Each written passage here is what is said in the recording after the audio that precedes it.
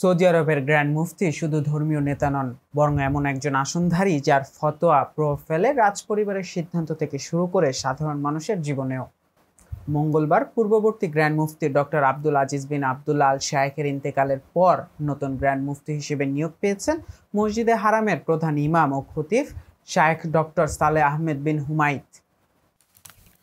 1953 সালে প্রথমবারের মতো গ্র্যান্ড মুফতি পদটি আনুষ্ঠানিকভাবে প্রতিষ্ঠা করা হয়।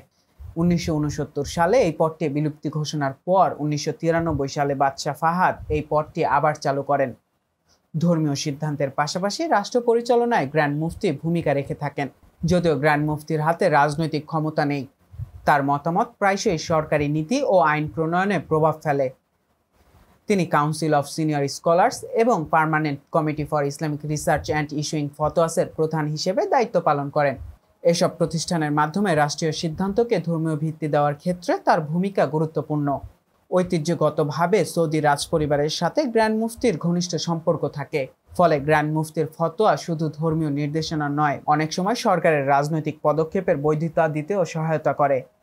মক্কা ও মদিনার মতো ইসলামের দুই পবিত্রতম নগরীর অভিভাবক রাষ্ট্রের সর্বোচ্চ ধর্মীয় নেতা হওয়ায় সৌদির গ্র্যান্ড মুফতির বক্তব্য আন্তর্জাতিক অঙ্গনেও গুরুত্ব পায়। সুন্নি বিশ্বের কোটি কোটি মানুষ তার দিক নির্দেশনা অনুসরণ করে।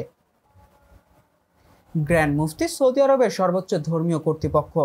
তার ফতোয়া ও মতামত শুধু সৌদি আরবের আইন শৃঙ্খলা ও নীতি নির্ধারণ প্রক্রিয়াতেই নয়, বরং বিশ্ব মুসলিম সমাজেও একটি নৈতিক ও ধর্মীয় ভিত্তি হিসেবে কাজ করে। ডেস্ক রিপোর্ট, চেষ্টা টিভি।